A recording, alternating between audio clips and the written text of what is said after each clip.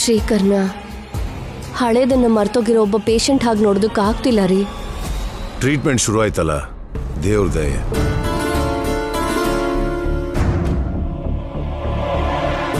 ನಮಸ್ತೆ ಸರ್. ನಮಸ್ತೆ ಸರ್. ನಮಸ್ತೆ. ನಾವು ಶ್ರೀಕರ್ ಅವ್ರು ವರ್ಕ್ ಮಾಡೋ ಬ್ರಾಂಚ್ ಮ್ಯಾನೇಜರ್ ಸರ್.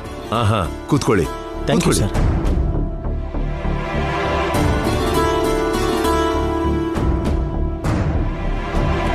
ಬನ್ನಿ. ಶ್ರೀಕರ್ ಅವ್ರ ಪರಿಸ್ಥಿತಿ ನಮಗೂ ಗೊತ್ತಾಯ್ತು. ಅದನ್ನ ಕೇಳಿ ತುಂಬಾ ನೋವಾಗ್ತಾ ಇದೆ. ಫಾರ್ಮಾಲಿಟಿಯಾಗಿ ಮಾತಾಡ್ಸೋದಕ್ಕಷ್ಟೇ ಅಲ್ಲದೆ ಪ್ರೊಫೆಷನಲ್ ಆಗಿ ಒಂದು ಇಂಪಾರ್ಟೆಂಟ್ ವಿಷಯ ಮಾತಾಡೋಕೆ ಬಂದಿದ್ದೀವಿ ಸರ್. ಹೇಳಿ. ಶ್ರೀಕರ್ ಅವರನ್ನು ನಂಬಿ ನಮ್ಮ ಬಾಸ್ ಚಕ್ರವರ್ತಿ ಅವರು ಒಂದು ಬ್ರಾಂಚ್ನೇ ಅವ್ರಿಗೆ ಒಪ್ಪಿಸಿದ್ದಾರೆ. ಶ್ರೀಕರ್ ಅವರು ಆ ಬ್ರಾಂಚ್ಗೆ ಸಂಬಂಧಿಸಿರೋ ಕೀ ಪೋಸ್ಟಲ್ಲಿ ಇದ್ದಾರೆ. ರೀಸೆಂಟಾಗಿ ಸೈನ್ ಮಾಡಿರೋ ಪ್ರಾಜೆಕ್ಟಿಗೆ ಸಂಬಂಧಿಸಿರೋ ಮುಖ್ಯವಾದ ಇನ್ಫಾರ್ಮೇಶನ್ ಎಲ್ಲ ಶ್ರೀಕರ್ ಅವ್ರ ಹತ್ರನೇ ಇದೆ. ಆ ಪ್ರಾಜೆಕ್ಟಿಗೆ ಸಂಬಂಧಿಸಿರೋ ಸೀಕ್ರೆಟ್ ಫೈಲ್ಸ್, ಸೀಕ್ರೆಟ್ ಕೋಡ್ಸ್ ಎಲ್ಲ ಅವರಿಗೆ ಗೊತ್ತಿರೋದು ಸರ್. So what next? ಏನು ಮಾಡುವಂತೀರಾ? ಶ್ರೀಕರ್ ಅವರು ಆಫೀಸಿಗೆ ಬರಬೇಕು. ಅವ್ರು ಬರೋವರೆಗೂ ಆ ಡೀಟೇಲ್ಸ್ ನಮಗೆ ಗೊತ್ತಾಗಲ್ಲ. ಏನು ಮಾತಾಡ್ತಾ ಇದ್ದೀರಾ ಸರ್ ನೀವು? ಅವ್ನ ಕಂಡೀಷನ್ ಹೇಗೆ ಸಪೋರ್ಟ್ ಮಾಡುತ್ತೆ ಅನ್ಕೋತಾ ಇದ್ದೀರಾ? ಅವನಿರೋ ಪರಿಸ್ಥಿತಿನಲ್ಲಿ ನಿಮ್ಗೆ ಯಾವ ರೀತಿಲೂ ಸಪೋರ್ಟ್ ಮಾಡೋಕ್ಕಾಗಲ್ಲ. ನಾನು ಬರ್ಕೊಡ್ತೀನಿ ಬೇಕು ಅಂದರೆ. ಸರ್ ಹಾಗನ್ಬೇಡಿ ಸರ್. ಕೋಟಿ ರೂಪಾಯಿ ಪ್ರಾಜೆಕ್ಟ್ ಅದು. ಶ್ರೀಕರ್ ಅವರು ಆಫೀಸಿಗೆ ಬರಲೇಬೇಕು.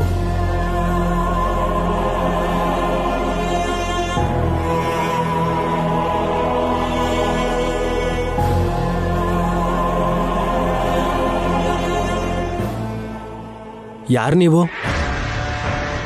ನನ್ನ ಬಗ್ಗೆ ಏನು ಮಾತಾಡ್ತಿದ್ದೀರಾ? ಶ್ರೀಕರ್, ಮೊದಲು ನೀನು ಕೂತ್ಕೋ.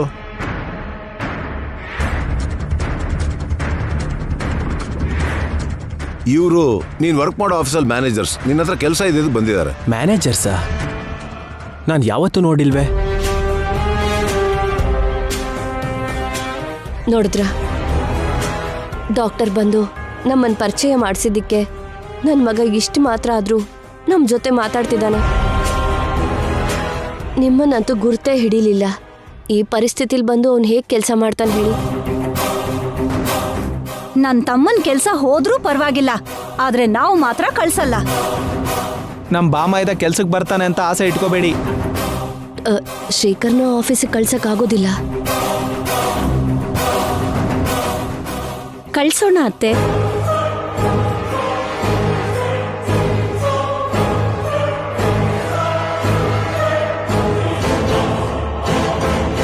ಮಹಾರಾಣಿ ಹಾಗೆ ಇಳ್ಕೊಂಡು ಬರ್ತಿದ್ದಾಳೆ.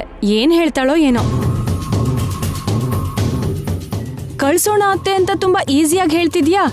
ಮಾವ ಯಾವ ಕಂಡೀಷನ್ ಅಲ್ಲಿ ಇದ್ದಾನೆ ಕಾಣಿಸ್ತಿಲ್ವಾ? ಕಣ್ಣು ಹಾಳಾಗಿದ್ಯಾ? ನಾನು ಏನೇ ಹೇಳಿದ್ರು ಯೋಚನೆ ಮಾಡಿ ಹೇಳ್ತೀನಿ. ನಿನ್ ಹಾಗೆ ವಯಸ್ಸಿಗೆ ಮೀರಿ ಮಾತಾಡೋದಿಲ್ಲ. ಒಳಗಡೆ ಹೋಗಿ ಆಡ್ಕೋ. ಅಂದ್ರೆ ನಾನ್ ತಲೆ ಇಲ್ದಿರೋಳು ಅಂತ ನಿನ್ ಮಾತಿನ ಅರ್ಥ? ನೀನು ಫ್ಲೋ ಅಲ್ಲಿ ನಿಜ ಹೇಳ್ಬೇಡಮ್ಮ. ನೀವು ಸ್ವಲ್ಪ ಬಾಯ್ ಮುಚ್ಚಿ. ನಿಲ್ಸಿ ನಿಮ್ ಗಲಾಟೆ. ಏನೋ ಯೋಚ್ಸೆ ಮಾತಾಡ್ತೀನಿ ಅಂತ ಅಂದ್ಯಲ್ಲ, ಏನದು? ಅವನಿ ಬಗ್ಗೆ ಗೊತ್ತಿದ್ದು ಕೂಡ ಮಾತಾಡೋದಕ್ಕೆ ಅವಕಾಶ ಕೊಟ್ರೆ ನಮಗೆ ಬುದ್ಧಿ ಇಲ್ಲ ಅಂತ. ಮೊದಲು ಅವಳು ಏನು ಹೇಳ್ತಾಳೋ ಹೇಳೋಕ್ ಬಿಡಿ. ಮಾವ, ಮೊದಲು ನಾನು ಭಾವ ವರ್ಕ್ ಮಾಡಿರೋ ಆಫೀಸಲ್ಲೇ ವರ್ಕ್ ಮಾಡಿದ್ದೀನಿ. ಅಲ್ಲಿ ವರ್ಕ್ ಪ್ಯಾಟರ್ನ್ ಹೇಗಿರುತ್ತೋ ನನಗೆ ಗೊತ್ತು. ನಾನು ಭಾವಂಗ್ ಸಹಾಯ ಮಾಡ್ತೀನಿ. ಆಗ ಆಫೀಸ್ ಅವರು ಕೂಡ ಹೆಲ್ಪ್ ಆಗತ್ತೆ. ಸೀಕ್ರೆಟ್ ಕೋಡ್ ಅಂತಿದ್ದಾರೆ, ಅದಕ್ಕೆ ನೀನ್ ಹೇಗೆ ಹೆಲ್ಪ್ ಮಾಡಕ್ಕಾಗತ್ತೆ? ಹಾಗಂತ ಭಾವನ್ ಮನೇಲೇ ಇಟ್ಕೊಂಡ್ರೆ ಏನ್ ಪ್ರಯೋಜನ ಇದೆ ಹೇಳು? ಡಾಕ್ಟರ್ ಪ್ರಯತ್ನ ಡಾಕ್ಟರ್ ಮಾಡ್ಬೇಕು, ನಮ್ ಪ್ರಯತ್ನ ನಾವು ಮಾಡ್ಬೇಕು.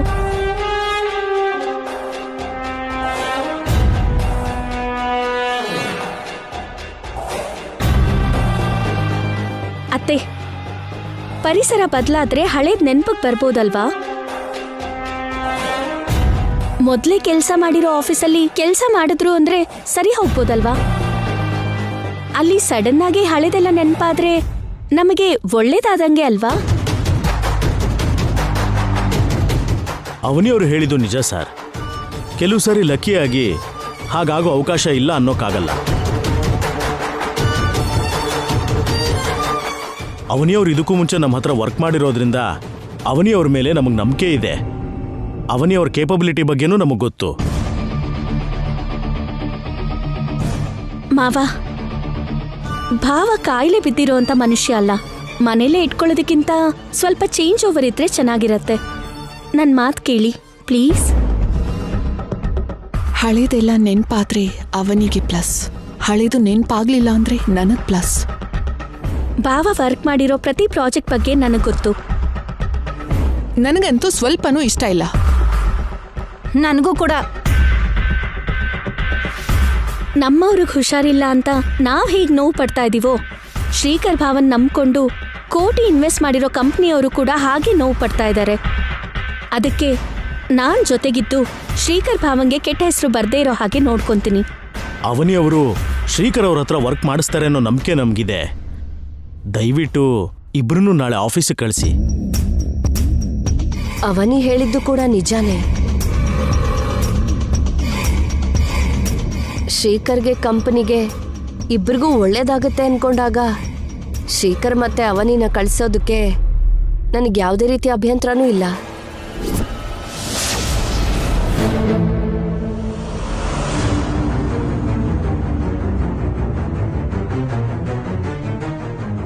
ಶ್ರೀಕರ್ ನಾಳೆ ಅವನಿ ಜೊತೆ ಆಫೀಸಿಗೆ ಬರ್ತಾನೆ.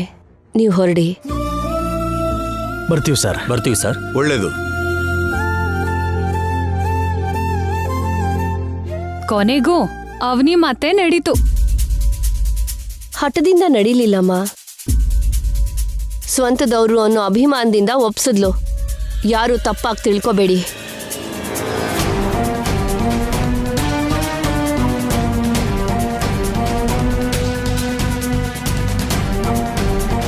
ಶ್ರೀಕರ್ ಅವರೇ, ನೀವು ಆಫೀಸ್ಗೆ ಹೋಗ್ತೀರಾ? ನನಗೇನು ಅರ್ಥನೇ ಆಗ್ತಿಲ್ಲ. ಭಾವ, ನಾನು ಇದೀನಲ್ವಾ, ಎಲ್ಲ ನಾನು ನೋಡ್ಕೊಂತೀನಿ. ಹೆಂಡತಿ ಆಗೋಳ್ನ ಸೈಡ್ ಮಾಡ್ತಿದ್ಯಲ್ಲ ಯಾಕೆ? ಹೆಂಡತಿ ಆಗೋಳೆ ಹೊರತು ಇನ್ನೂ ಹೆಂಡತಿ ಆಗಿಲ್ವಲ್ಲ. ನಾನೀಗ ಒಳ್ಳೆ ಕೆಲಸ ಮಾಡ್ತಿರ್ಬೇಕಾದ್ರೆ ಯಾರ ಬಗ್ಗೆನೂ ಯೋಚನೆ ಮಾಡೋ ಅವಶ್ಯಕತೆ ಇಲ್ಲ. ಭಾವ, ನೀವು ಕೂಲಾಗಿರಿ.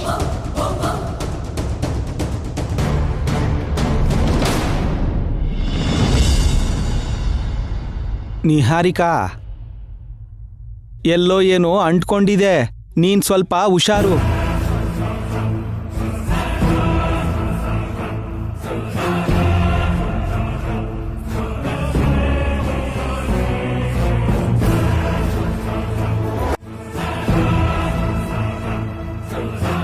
ಸರ್,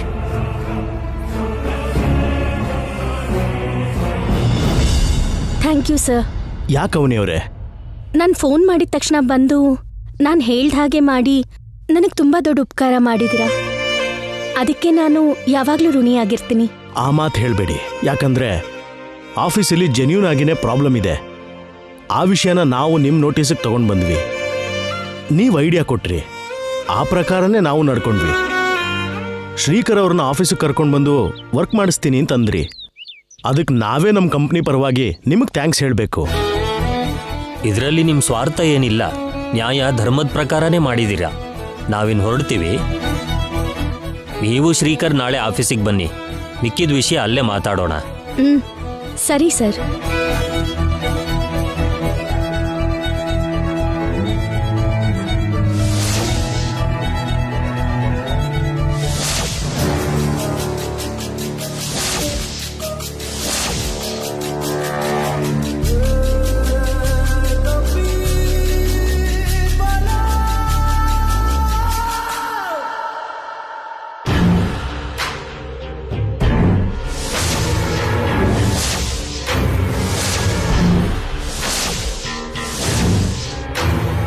ಇದೆಲ್ಲ ನಿನ್ ಪ್ಲಾನಾ? ಅಪ್ಪಬ್ಬಬ್ಬ, ಏನ್ ಬ್ರೇನ್ ಅವನಿ ನಿಂದು. ನನ್ಗೆ ನಿಜವಾಗ್ಲೂ ಎಕ್ಸ್ಪೆಕ್ಟೇ ಮಾಡಕ್ಕಾಗ್ಲಿಲ್ಲ. ನೀನ್ ನಿನ್ ಕೆಲಸ ಮಾಡ್ಕೊಂತಿದ್ಯಾ, ನಾನ್ ನನ್ ಕೆಲಸ ಮಾಡ್ಕೊಂತಿದ್ದೀನಿ. ಶಭಾಷ್ ಅವನಿ.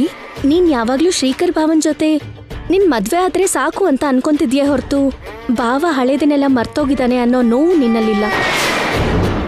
ಯಾಕಂದ್ರೆ ಹಳೆ ನೆನಪು ಬರ್ಲಿಲ್ಲ ಅಂದ್ರೆ ಅವನಿ ಅನ್ನೋಳನ್ನ ಶಾಶ್ವತವಾಗಿ ಮರ್ತೋಗ್ತಾನೆ ಅನ್ನೋದು ನಿನ್ ಸ್ವಾರ್ಥ. ನೀನ್ ಮಾತ್ರ ಕಡಿಮೆನಾ? ನೀನ್ ಕೂಡ ನಿನ್ ಸ್ವಾರ್ಥಕ್ಕೋಸ್ಕರನೇ ಅಲ್ವಾ ಇಷ್ಟೊಂದು ಪ್ರಯತ್ನ ಮಾಡ್ತಿರೋದು. ನಾನಂತೂ ನಿನ್ ಹಾಗಲ್ಲ. ನಾನ್ ಹೆಂಡತಿ ಅನ್ನೋ ನಿಜ ನಾಳೆ ದಿನ ಯಾವುದೋ ಒಂದ್ ರೀತಿನಲ್ಲಿ ಗೊತ್ತಾಗತ್ತೆ. ಅದನ್ ಬಿಡು. ಬಾವ ಅಂತೂ ಮಾಮೂಲಿ ಮನುಷ್ಯ ಆಗ್ಬೇಕಲ್ವಾ?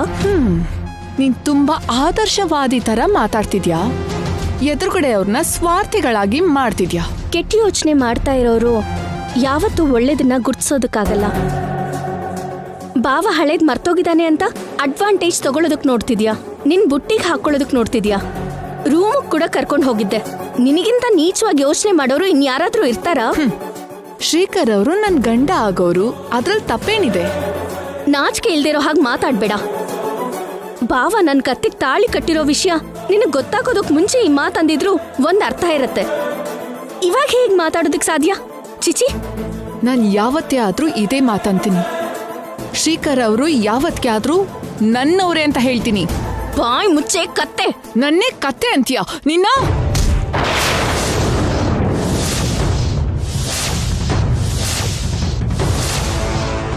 ನೀನ್ ಮಾಡ್ತಾ ಇರೋ ಕೆಲ್ಸಕ್ಕೆ ನಿನಗೇನಂದ್ರೂ ಕಡಿಮೆನೆ. ಈಗ ನಾನು ಹೇಳೋದನ್ನ ಹುಷಾರಾಗಿ ಕೇಳಿಸ್ಕೊ.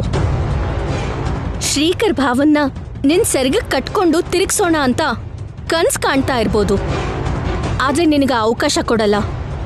ನೀನ್ ಕೊಡೋದೇನು? ಆ ಅವಕಾಶನ ನಾನೇ ಕ್ರಿಯೇಟ್ ಮಾಡ್ಕೋತೀನಿ. ಆ ಅವಕಾಶ ನನಗೆ ಜಾಸ್ತಿ ಇರೋದು. ದಡ್ಡಿನಾ ನೀನು? ಇಷ್ಟೆಲ್ಲ ನಡೀತಾ ಇದ್ರೂ ನಿನಗ್ ವಿಷಯ ಏನು ಅಂತಾನೆ ಅರ್ಥ ಆಗ್ತಿಲ್ವಾ? ಈಗ ನಿನ್ಗೊಂದು ಲೆಕ್ಕ ಹೇಳ್ತೀನಿ, ಕೇಳಿಸ್ಕೊ. ದಿನಕ್ಕೆ 24 ಗಂಟೆ, ಅದ್ರಲ್ಲಿ ಭಾವ 8 ಗಂಟೆ ನಿದ್ದೆ ಮಾಡ್ತಾನೆ.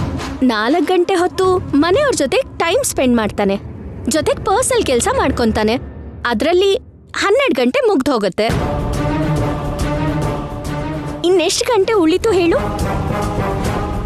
ಇನ್ನೊಂದು 12 ಗಂಟೆ ಉಳಿತು. ಆ 12 ಗಂಟೆ ಹೊತ್ತು ಯಾರ ಜೊತೆ ಇರ್ತಾನೆ? ನಿನ್ ಜೊತೆನಾ? ಅಲ್ಲ, ನನ್ ಜೊತೆ ಇರ್ತಾನೆ. ಆಫೀಸಲ್ಲಿ ಇರ್ತಾನೆ, ಅಂದ್ರೆ ನನ್ ಜೊತೆಗಿರ್ತಾನೆ. ತನ್ನ ಹೆಂಡತಿ ಜೊತೆಗಿರ್ತಾನೆ.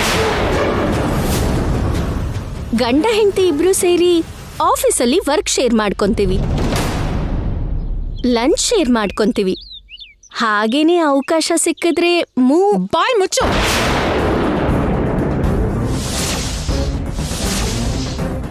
ಏನಾಯ್ತು? ಶ್ರೀಕರ್ನ ಮುದ್ದಾಡ್ದೆ ಅಂದ್ರೆ ಚೆನ್ನಾಗಿರಲ್ಲ. ನಾನು ಮೂವಿ ನೋಡೋ ವಿಷಯನ ಹೇಳ್ತಾ ಇದ್ದೆ, ನೀನೇ ಮುದ್ದಾಡೋದು ಅಂದೆ. ಸರಿ, ಅದನ್ ಕೂಡ ಕೊಡ್ತೀನಿ ಬಿಡು. ನನ್ ಗಂಡ ತಾನೇ. ಇಬ್ರು ಸೇರಿ ಹೋಗ್ಬೇಕಾದ್ರೆ, ಇಬ್ರು ಸೇರಿ ಬರ್ಬೇಕಾದ್ರೆ ಬ್ಯಾಕ್ಗ್ರೌಂಡ್ ಅಲ್ಲಿ ಸ್ಯಾಡ್ ಮ್ಯೂಸಿಕ್ ಪ್ಲೇ ಆಗ್ತಾ ಇರತ್ತೆ. ಅಳ್ತಾ ಮನೇಲಿ ಕೂತ್ಕೊಂಡಿರು. ನಾಳೆ ನನ್ನ ಗಂಡನ್ ಕರ್ಕೊಂಡು ನೀನ್ ಹೇಳ್ದ ಹಾಗೆ ವೈಯಾರದಿಂದ ನಡ್ಕೊಂಡು ಹೋಗ್ತೀನಿ. ನೀನ್ ಹೇಗ್ ನಡ್ದೆ ಹೇಳು?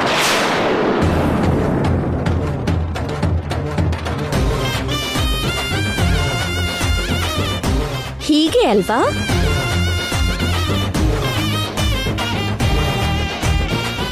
ನಿಂಗಿಂತ ಚೆನ್ನಾಗಿ ನಡ್ದೆ ಅಲ್ವಾ? ನಾಳೆ ನಿನ್ ಕಣ್ಮುಂದೆನೆ ಹೀಗೆ ನಡೀತಾ ಕರ್ಕೊಂಡು ಹೋಗ್ತೀನಿ. ಬಾಯ್ ಬೇಬಿ.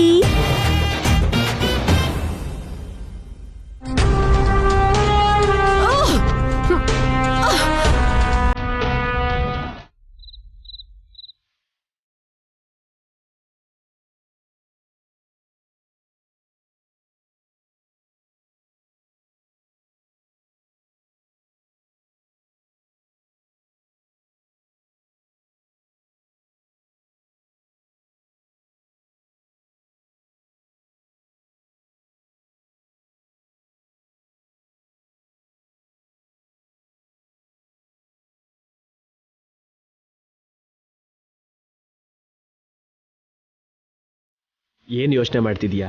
ಯಾರ ಬಗ್ಗೆ ಯೋಚನೆ ಮಾಡ್ತಿದೀಯಾ? ನಿಮ್ ಬಗ್ಗೆನೆ. ಹೌದಾ? ಬಿಡ್ರಿ. ಬಿಡಲ್ಲ.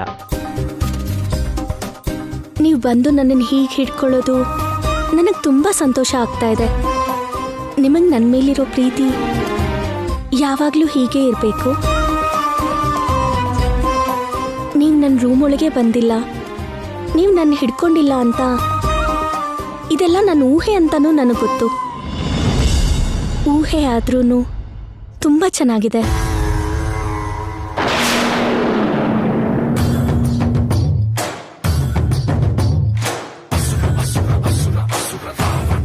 ಇದು ಊಹೆ ಅಲ್ಲ ಅವನಿ, ನಿಜ.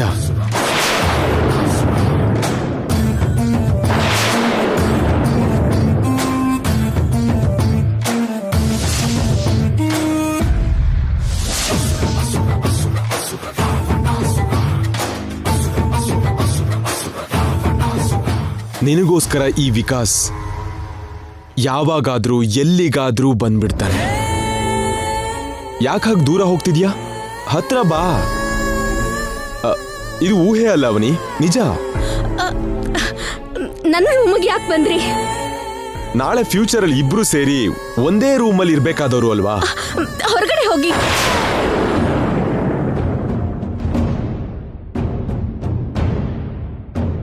ಯಾಕಷ್ಟು ಟೆನ್ಷನ್ ಆಗ್ತಿದ್ಯಾ? ಅಯ್ಯೋ ಅವನಿ, ಅವನಿ ನಿಂತ್ಕೋ. ಅವನಿ, ಅವನಿ ನಿಂತ್ಕೋ. ಅವನಿ ಸ್ಟಾಪ್. Avani please. ಅವನಿ, ಅವನಿ ಏನಾಯ್ತು? ಯಾಕೆ ಈಗ ಸೀನ್ ಕ್ರಿಯೇಟ್ ಮಾಡ್ತಿದ್ಯಾ?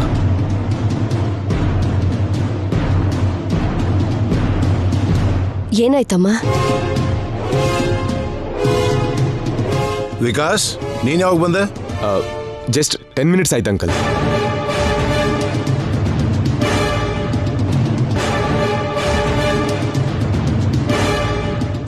ಏನಾಯ್ತಮ್ಮ?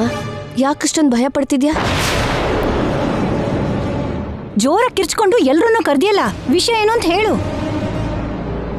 ಇವನ್ಯಾರು? ವಿಕಾಸ್ ಬಾಮ ಇದ? ಅದೇ ನಮ್ಮ ಅವನಿಗೆ ಗಂಡ ಆಗೋನು. ಈ ಟೈಮ್ನಲ್ಲಿ ತಾವು ನಮ್ಮನೆಲ್ಲಿದ್ದೀರಲ್ಲ, ಯಾಕೆ? ಈ ಸ್ಯಾಡಿಸ್ಟ್ ಏನ್ ಮಾಡದ್ನಪ್ಪ? ಏನು ಹೆಚ್ಚು ಕಡಿಮೆ ಆಗಿಲ್ಲ ತಾನೆ? ಮೊದಲು ನೀನೇನಾಯ್ತು ಅಂತ ಹೇಳಮ್ಮ. ಅದು ವಿಕಾಸ್ ನನ್ನ ರೂಮಿಗೆ ಬಂದಿದ್ರು ಮಾವ.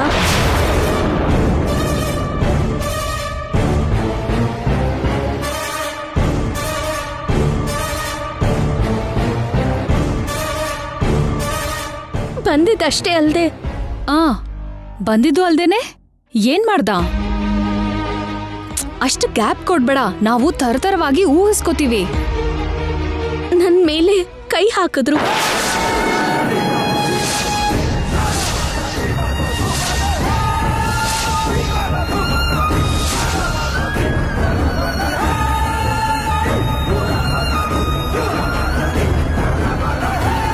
ದುರಾಸೆ ಇವನ್ಗೆ. ಸ್ವಲ್ಪ ದಿನ ತಾಳ್ಮೆಯಿಂದ ಇರಕ್ಕಾಗ್ಲಿಲ್ವಾ? ಅವನೇ ಹೇಳಿದ್ ನಿಜನೇನಾ ವಿಕಾಸ್? ಅಷ್ಟಕ್ಕೂ ಏನ್ ನಡೀತು ಅಂತಂದ್ರೆ ಅಂಕಲ್? ಮೊದಲು ನಾನು ಕೇಳಿದ್ದಕ್ಕೆ ಉತ್ತರ ಕೊಡು. ಅವನೇ ಹೇಳಿದ್ ನಿಜನಾ? ನಿಜಾನೇ.